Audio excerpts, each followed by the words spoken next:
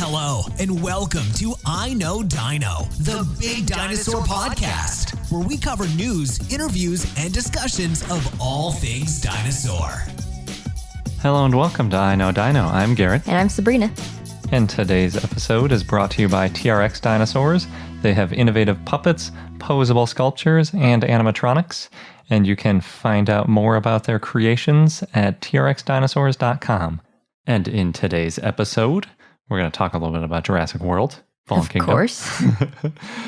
We have Dinosaur of the Day, Othnielia, and we have a bunch of dinosaur news.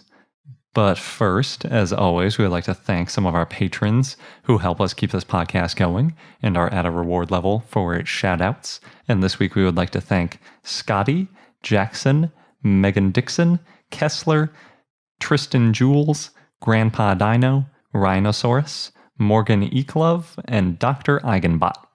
Thanks everyone so much. We really appreciate all your support. If you want to join these lovely people and also get access to our bonus content, we have one more bonus episode we'll be putting out, part 6 of 6 of all the dinosaurs of the day from Jurassic Park and Jurassic World, the ones that are in the movies and the books, and we explain where they appear. Then check out our Patreon page at patreon.com/iknowdino. Yeah. So before we get into all our episode stuff, we just got to Hong Kong.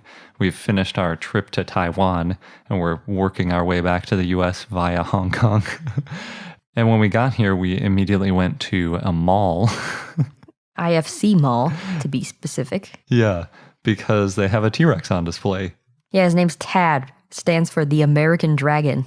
Yeah, and Tad is this 39-foot, 12-meter-long T-Rex, and you can see him only until June 27th, so we got very lucky that we were here in this small window. I think it started on the 7th or something of this month. Yeah, we missed a couple other dinosaur things that either ended right before or right after we got to museums, but we got lucky about this one. And it's usually in a private collection, I think, so it's just kind of on loan to this mall for a month, basically. Yeah, this is the first time Tad's on public display ever. So that's pretty cool. It is cool. And there's also a little Edmontosaurus chunk to the side. I think it's part of the tail, it looks like, or part of the back. Yeah, and they found them together in South Dakota. And I think there's some teeth marks on it, they say. We couldn't get that close to it, so we couldn't really see, but I guess we'll take their word for it. Yeah, so the whole exhibit, it's actually an exhibit at a mall. It's called Meet the T-Rex, and IFC Mall and the charity First Initiative Foundation worked together to make it, and it's got 6 stops. Basically, you make a circle around one of the floors of the mall. I'm not sure exactly when the other exhibits are open. When we got to the mall, it was about 10 o'clock at night because it's open 24/7, and the T-Rex was still lit up, so we got some pictures of it. But then we went 8, and by the time we got back around 11, basically all the lights in the mall were off, including the lights on the T-Rex. And we didn't check out the other exhibits beforehand, but they were all kind of roped off a little bit and no lights on and stuff. But they were very simple, basically just little information boards about other plants or animals that lived at the same time. Some and things videos, like that. and I think there's a little bit of AR. Yeah, they said that, but it seemed like it was just a TV screen in a booth. Yeah, well, Garrett made his own AR. Oh, yeah. I posted a picture on Instagram of one of the dinosaurs in Jurassic World alive because you can do the little AR move next to the T-Rex. So that was kind of fun. I can't remember if we've mentioned this, but Jurassic World Fallen Kingdom came out in Taiwan on June 6th. So, of course, we saw it. And maybe you saw our videos on YouTube. They do contain spoilers. So, lots of spoilers. You know, yeah, all of the spoilers. Pretty much. And we actually ended up seeing the movie 3 times now. We saw it in a 3D IMAX to start. That was the one at 9:30 in the morning. Then we saw it in the afternoon on a 2D regular size screen.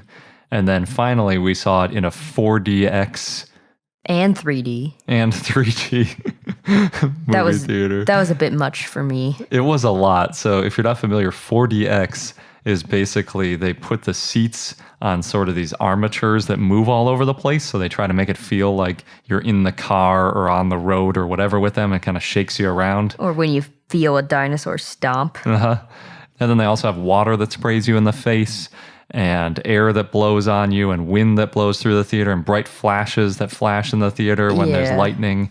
and So, tons of stuff like that. I don't mind the bright flashes and I don't mind the moving seats. I think that really could add to it. What I didn't like was the air blowing. So say a dinosaur tail kind of snaps in the movie and then they have the air blow at your legs and it feels like it's snapping your your legs. A little painful. I was wearing jeans, so I didn't notice that so much. But the thing I didn't like is it kind of pokes you in the kidneys over and over again. Whenever anybody falls on their back, it does this double poke in your back like you fell on your back, even though that's not what falling on your back feels like. But it's always poking you in the exact same spots. So after 2.5 hours getting poked in these two spots, we were getting kind of sore. Well, I ended up being curled up in a ball so that none of that stuff would touch me. It's very uncomfortable. So after 2.5 hours of this, it was a little much. I really enjoyed the opening scene because the opening scene works well with this technology. But then, that's about 5, maybe 10 minutes long. And then it just keeps going and going. And eventually you're like, can I just sit still and watch a movie? So I wouldn't recommend seeing it 4DX, really. If you have the option, probably just skip it. Just go for the big screen. IMAX 3D was really good. The 3D in the movie is really well done. Mm-hmm. So I think the 3D is worth it. I don't always like 3D, but I think they did a good job here. Mm-hmm. Yeah, and we both enjoyed the movie a lot, especially obviously not in 4DX. Saw it 3 times. Obviously, we liked it. Yeah. And we're going to be reviewing the movie in some depth in the next episode because that will have been about a week after it's been out pretty much everywhere. So if you want to not get spoiled, try to see it in the next week. Otherwise, I guess you can always skip when we talk about it. We'll also reveal the rankings of all your votes for those favorite movies. So be sure to let us know before next week. Yeah, and we'll be revealing who won the TRX-made Velociraptor sculpture. So if you haven't entered that contest yet, make sure you do. Jumping right into the news, we have one that really made me laugh and sent me down a bit of a rabbit hole, as they often do. I think that's every piece of news. Yeah, pretty much. So this one, these authors, Marcos Romano and James Farlow, were trying to look at sort of different types of gut contents. Yes. And learning a little bit about it. But it's not the kind of gut contents you usually like. It's actually kind of a hypothesis about gut contents. And really what they were wondering about is how do some of these herbivorous dinosaurs establish their gut flora, as they sometimes call it. So basically, everybody in their guts, in their intestines, has all sorts of bacteria that help you digest food. Humans and all the animals have this. They're very helpful, those bacteria. But it can be difficult to establish the bacteria in the gut. And some food is really hard to digest without gut bacteria. So these authors didn't find any new evidence of gut bacteria. They didn't find any new coprolite or anything like that. They're really just reinvigorating a hypothesis. And the hypothesis was apparently originally proposed back in the 1980s, in the early 1980s even. And the authors say since then it's been mostly ignored. The hypothesis is that the reason that herbivorous dinosaurs lived in large groups is so that the baby dinosaurs could quickly get the gut bacteria from their parents. And then the way that they do that is by eating the parents' poop. Yeah. And if you're familiar with animals, you might know that koalas do this sort of famously. Oh, but they look so cuddly. Yeah, and some other animals do it too, because it's a really effective way to get the bacteria into your body. It's just, like in one end, out the other, establishes everything. Is that better than a fecal human fecal transplant? Yeah. I really like the idea of that. I think it's similar. I think what they do there is they take some of the bacteria from somebody's gut flora and they encapsulate it and then you swallow it. Or I think you might be able to get it as a suppository too. Oh, gosh. But it can be really helpful for people that say they're undergoing some really extreme medical treatments, like, chemotherapy or something like that might really annihilate some of your gut flora. And then what do? It's hard to eat and you're already dealing with enough. Mm-hmm. But if you can quickly reestablish the colony in your guts, it's great. So there's different ways to do that. And it seems like dinosaurs might have had a shortcut too. Yeah. So the authors are proposing that this is really likely. And the reason they're saying it is that it looks like there's more evidence that herbivores lived in groups than carnivores. And they're saying, okay, well, herbivores live in groups more because they need this gut bacteria. It's not the best cause and effect because previously people have talked about how living in groups is beneficial for dinosaurs, especially herbivorous dinosaurs, because you can find food easier and you can also spot and defend against predators easier. Right. Like if you think about any sort of modern large herd of animals like zebra or wildebeest or whatever, when the predators come in, they can kind of rally around the young and protect them and all sorts of stuff like that. Right. Well, it doesn't have to be just one reason to live in a herd, right? That's true, yeah. So it's hard to say which one would be kind of the biggest influence. And I don't know, they didn't talk about whether or not modern herding animals tend to use techniques like this to sort of establish gut flora, but that would be a good test as well. They gave a couple of pieces of evidence for herbivores in groups. They talk about how there's a lot of parallel trackways of dinosaur footprints. I think that might be largely sauropods.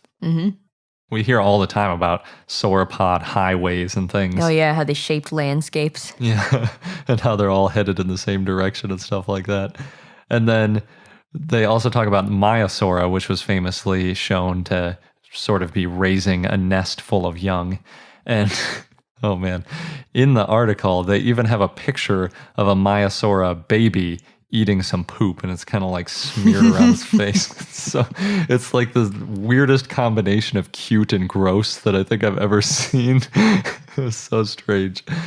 But they also talk about with their idea that it wouldn't necessarily have to be intentional like the picture displays, because when the Maiasaura adults are creating the nest, they might just accidentally kind of mix in some of their bacteria or some of their poop into the nest. And then the babies would just kind of be exposed to it. They wouldn't necessarily have to like actively eat it.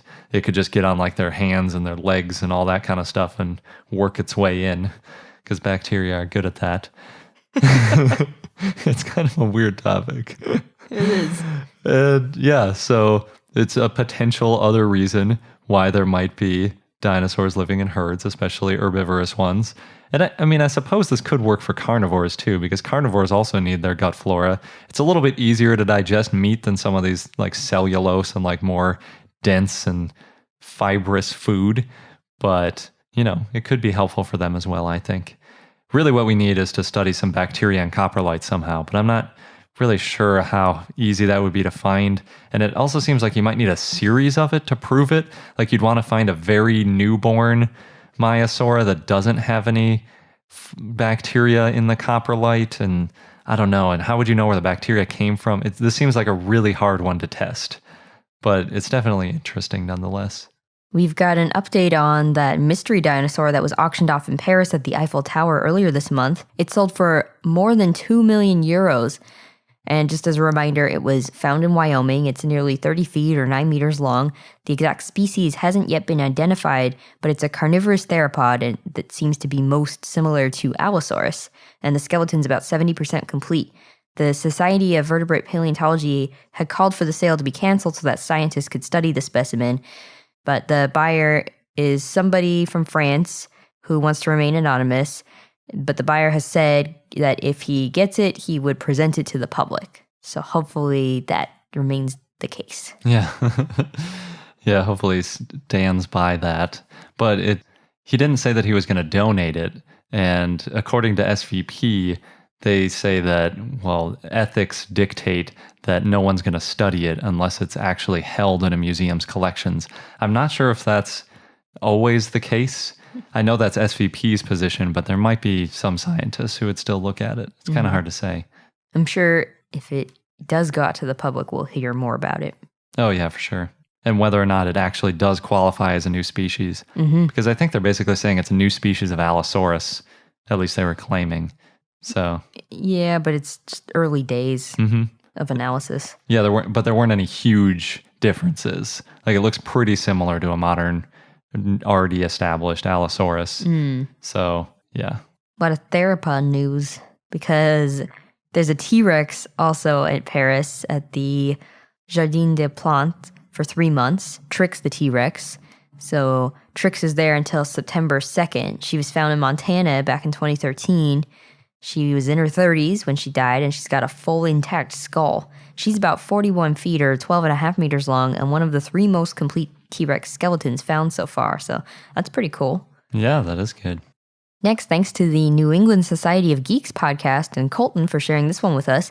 In Alberta, Canada, driver's licenses and ID cards will now have dinosaurs on them. Oh, yeah, that's so awesome. Yeah. I think it's an Albertosaurus. It is an Albertosaurus because, well, it's also going to be new security features like laser engraving and 3D embossing, but the imagery is meant to reflect Alberta's landscape and history. So we've got Albertosaurus, which makes a lot of sense. So it's already starting to roll out now as ID cards expire. Something to look forward to, I guess, if your ID card's about to expire. Oh, yeah. I would just renew it anyway, even if it wasn't about to expire. It's really cool. So it's like the skeleton of Albertosaurus, and then above its back, it has your birthday, and I think your name written. So it's like first, last name, and then birthday written out like, 1st of June 2015 or whatever, and it kind of curls up in a like ever shrinking spiral up behind its tail.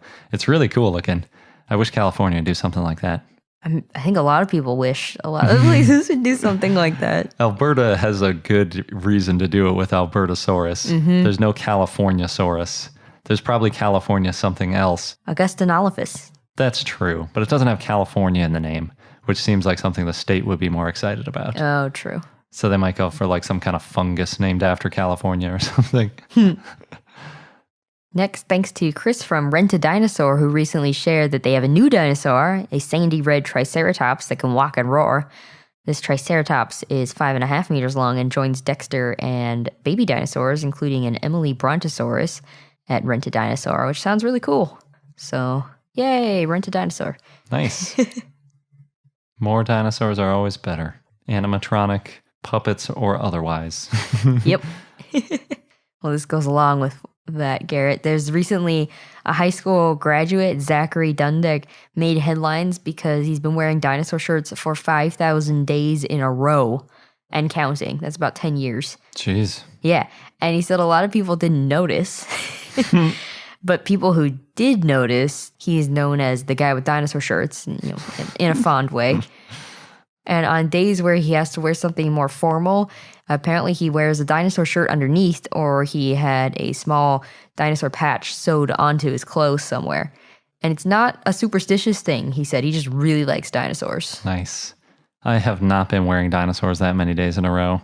I'm wearing a dinosaur shirt right now. Yeah. And I do on most days, but not all days. Not consecutive. No, definitely not. 5,000 days is over 10 years, so that's a long time. Yeah. I think I'm going on like 4 days right now. I wonder how much longer he'll go. Yeah. I mean, at this point, it's probably most of his wardrobe, or maybe all of his wardrobe in terms of shirts. So just as long as he's wearing shirts. I wonder how many he has, what kind of variety there is. Yeah, that's true. Does he also buy shirts at museums like you? Probably. If he likes dinosaurs a lot, he probably goes to museums with dinosaurs. True. And if he likes dinosaur shirts, pretty strong connection there. Next, thanks to August, who recently shared this story with us on Tumblr. It's a really touching story. So as a preteen, August got this book, Meg, by Steve Alton about sharks as a present. And at the back of the book was an ad for Raptor Red by Bob Bacher. August said, quote, "I walked all the way to the mall one day specifically to go to the bookstore and buy that book. When I got there, I was about $1 too short to get it. I was utterly crestfallen. I couldn't walk away. I knew I couldn't buy it, but I couldn't make myself leave. Some woman saw me, I don't know how old she was, but definitely an adult compared to me at the time, bought it for me on the condition that I paid it forward one day. It's one of the few books I've owned as long or read as many times." And August said that this book has sparked a lifelong passion and hopes that this story about paying it forward inspires other people to do the same. And we agree. It's a really touching story. Yeah, that's really cool. That's a very good book. I could see how it would inspire you. Mm-hmm. And it's great that somebody helped them out when they needed it. Yeah, definitely. So moving on, if you're looking for dinosaur spots to visit this summer, Telegraph came up with a list. They mentioned Kauai, because you can see where Jurassic Park was filmed. There's Dino Park Fontana in Croatia, and then, of course, the Royal Tyrrell in Alberta, Canada. It's quite a range of things to see. I guess it depends what you're in the mood for. In South Deerfield, Massachusetts, speaking of places to visit, there's a place called Rock Fossil and Dinosaur Shop, and it's a dinosaur forest where you can mine for gemstones, and they have a lot of dinosaur sculptures, and it's full of prehistoric animals that used to live in the area as well. And you can also crush your own geodes, so that's pretty cool. I used to love that as a kid. I actually used to break open tons of rocks or just smash them, hoping there would be something inside. I still have that hammer. It's like completely mangled. I'm just smashing rocks for years. Moving on to dinosaur media, there's another dinosaur movie coming out. It's not surprising. This one's called Triassic World. Oh, I wonder where they got that name from. Yeah. And the description is, quote, dinosaurs are back, used as the perfect animals to grow human organs for transplants. But in doing so, scientists have made them all but indestructible, leaving humans scrambling to fight back when the creature escapes a research lab. That's a really weird premise. Yeah. And in the trailer, based on what I saw in the trailer, it sounds like the dinosaurs start acting like humans too. Huh. I'm going to have to watch that. Yeah? It's a pretty weird one. Yeah. Well, the movie comes out straight to DVD on June 19th. Oh, wow. That's before this episode airs. We're going to have to get it before, like, maybe we'll have a review right after Jurassic World when we could compare.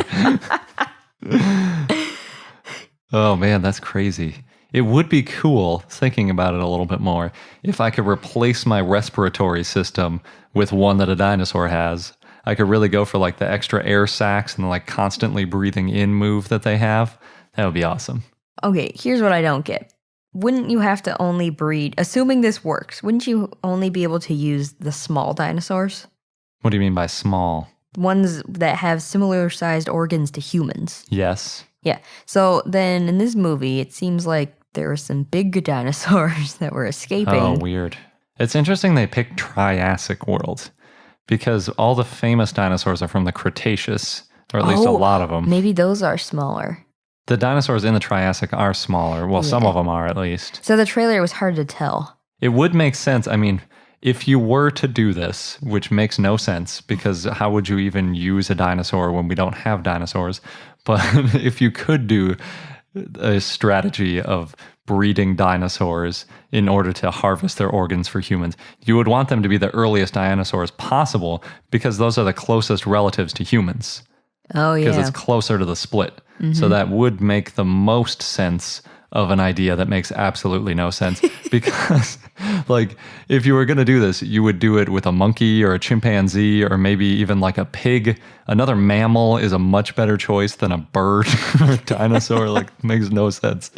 But I don't know. I think they needed some reason to have anthropomorphic dinosaurs, and this was the reason they could come up with. That's what it sounds like. It's an interesting one. Yeah, that is interesting. I really need to see it to know how it goes. Yeah? Mm-hmm. All right. I guess we're watching it. And last, of course, we have to mention Jurassic Park and Jurassic World in some way. Well, I guess we already have, but we'll do it again. And it's coming out in like one day in the US. Definitely have to. So paleontologist Steve Brissett and visual effects specialist Phil Tippett weighed in on the realism of Jurassic Park recently and what we've learned about dinosaurs since 1993.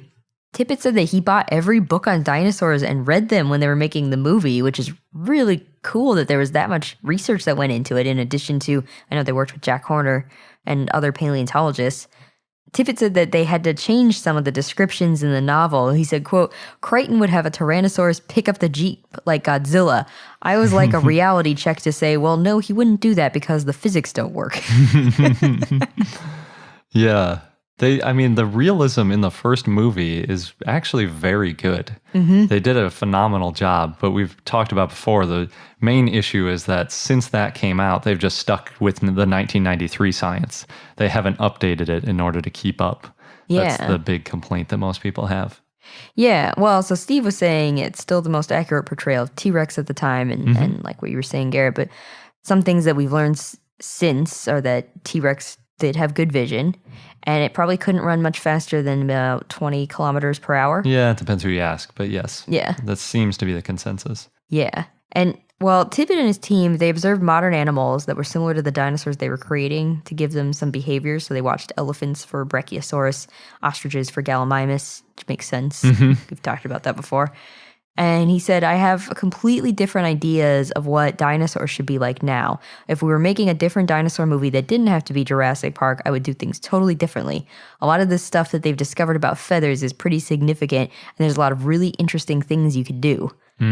Yeah. And Brissette said, quote, a T-Rex is like a bust-sized big bird from hell. I think that's much scarier than a scaly green T-Rex.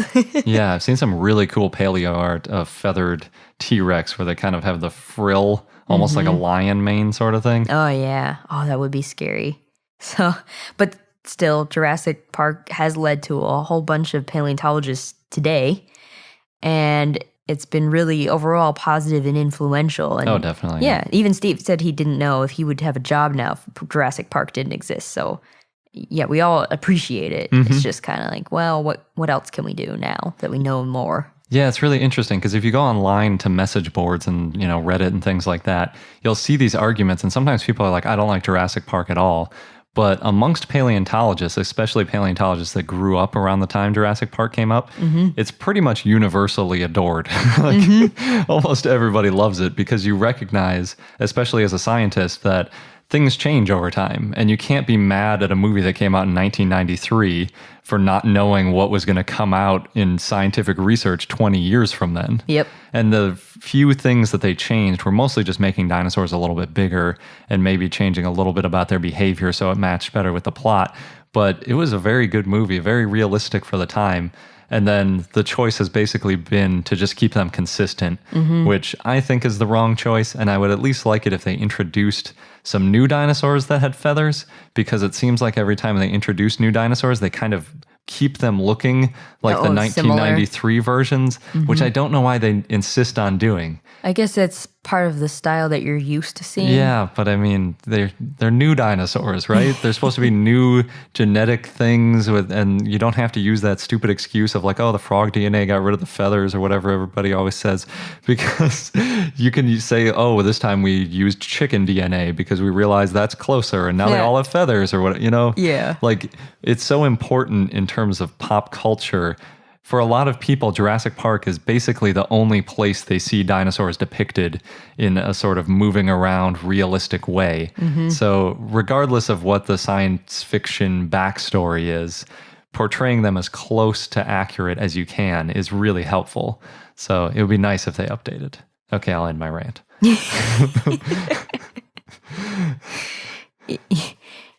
Regardless of all of that, Jurassic World Fallen Kingdom was very enjoyable. So. Yes, it was.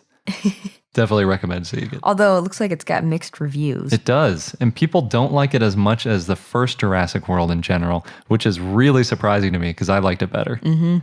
But we'll have to see what people think who are a little bit more into dinosaurs and judging it less based on its sort of film merits. Yeah. We saw it 3 times, so. Yeah. Yeah, it took us a while to even notice, like, oh yeah, that scene didn't really make a lot of sense because we were just staring at dinosaurs. Yep. And it is, as promised, more dinosaurs than other ones. Yeah, and puppets. Oh, yeah. And it really shows in some scenes. Oh, yeah. And before we get into our dinosaur of the day, we have a brief word from our sponsor, Trx Dinosaurs. As a reminder, they create some really amazing dinosaur paleo art that you can interact with in the form of puppets. Yeah, speaking of puppets. Yeah. Much like the ones seen in the Jurassic Park canon. Also posable sculptures and animatronics. And you can find out more at trxdinosaurs.com and order your own. And some news about TRX Dinosaurs, they're moving to a bigger space. Yay! Because they're getting so many orders, and they're also back-ordered now, so it's never too early to order. For example, if you're thinking about getting something for Christmas, you might actually want to order it now, because it takes a while for them to get through the backlog, as well as to start creating it. So, I mean, no matter what you're thinking about, if you're like, oh, I should keep that in mind for this holiday or this person's birthday that's happening in like 6 months, 8 months, whatever, just order it now because it's going to take a while.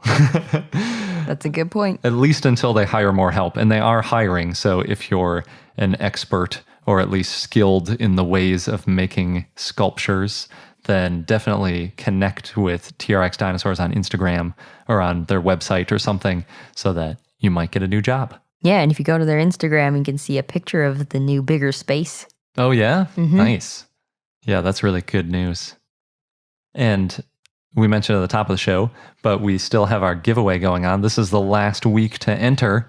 So if you would like to win a Velociraptor sculpture courtesy of TRX Dinosaurs, this one has been updated with all the scientific rigor. So it has feathers. It's not 8 feet tall. It's only 2 feet tall and 6 feet long. And we've gotten some comments about that. Oh, we have? Yeah. People don't like it?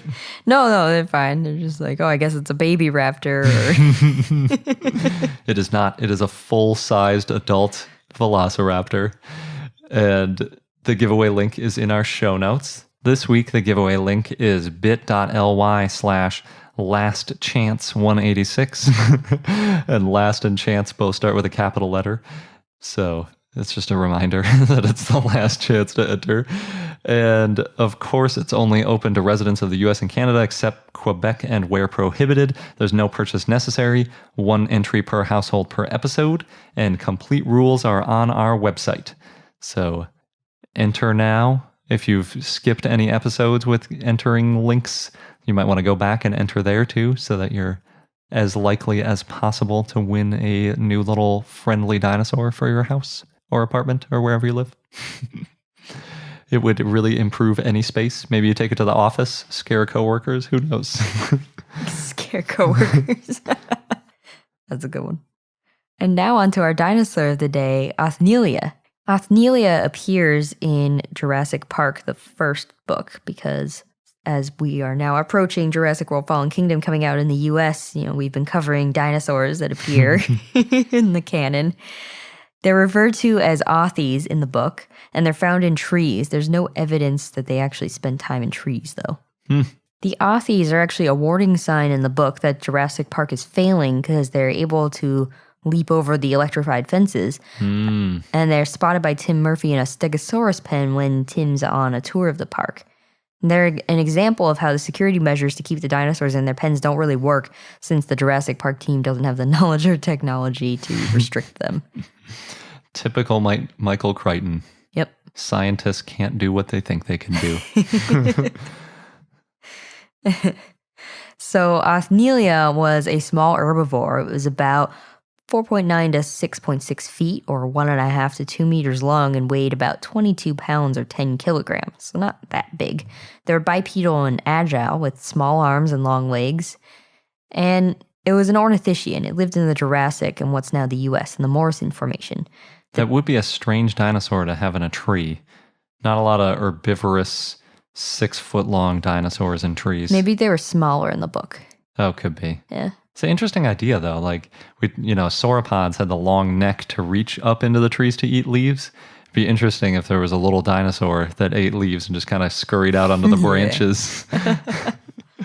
So this is a dinosaur that's been known for a while. The type species is Othnielia rex. And maybe you can see this coming. Othniel Charles Marsh originally described the bones in 1877, but actually he called it Nanosaurus rex. And then it was named in 1977 by Peter Galton, who named it after Marsh. That's really interesting it was named that early, because that means its name predates Tyrannosaurus rex. So it was probably the first rex dinosaur. And rex originally. Oh, rex later. Yeah, that's a good point. So Marsh had found a femur, and fossils were assigned to Othnielia later, though when Galton revised Othnielia, he found that it only included the original femur and a few bits. So he reassigned 2 partial skeletons to Othnielosaurus, another Ornithischian.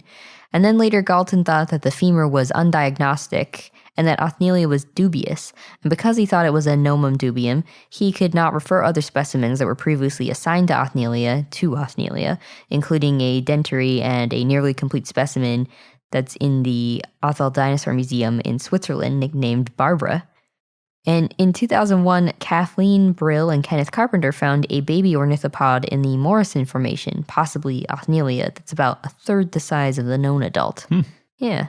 Othnielia probably lived in a forest, and other dinosaurs that lived in the same time and place include sauropods such as Brachiosaurus, Apatosaurus, Diplodocus, Camarasaurus, and theropods such as Allosaurus, Ceratosaurus, Ornitholestes, Stegosaurus, and ornithopods such as Camptosaurus and Dryosaurus. And about 140 more since it's in the Morrison Formation, which is one of the busiest dinosaur formations. Yes, but these are some of the more well-known ones. Yeah. And our fun fact of the day is really the fun current state of science. It's really not so much a fact because it's kind of about how much things have changed over the years. But the depiction of Stegosaurus has changed quite a bit. And playing Jurassic World Alive has reminded me that they stick to the Stegosaurus with 2 parallel rows of plates depiction. And nowadays, that's kind of a little bit outdated. We've been thinking for a few years at least, maybe a couple decades, that the way Stegosaurus plates lined up was they're basically in a straight line, but they're slightly offset. So there aren't enough plates to do 2 full parallel rows, but there are too many to be in just 1 row. So they're just staggered a little bit so that they kind of overlap, but they're a lot closer together. That's kind of the most modern depiction. And it makes for not that great of a silhouette though, because it just gives like this big sort of line with little bumps, kind of like overlapping mountains, sort of that look to it. So if you're wondering what the current look of a Stegosaurus is, according to most modern paleo artists and paleontologists, it's that sort of staggered plate row, not just in 1 row, not in parallel rows, but kind of alternating. And that wraps up this episode of I Know Dino. Thanks for listening. Don't forget to subscribe so that you don't miss out on any new episodes. And enter the giveaway. This is your last chance before we announce the winner. Also, check out our Patreon page for bonus content. We have content from all the museums that we have visited in Asia, as well as our bonus dinosaur episodes about Jurassic Park and Jurassic World. So thanks again for listening, and until next time. Thank you for listening to I Know Dino. If you have any questions or comments about dinosaurs, we'd like to hear from you at plesiosaur@iknowdino.com. And for more information on dinosaurs, go to iknowdino.com or follow us on Google, Facebook, Tumblr, or Twitter at I Know Dino.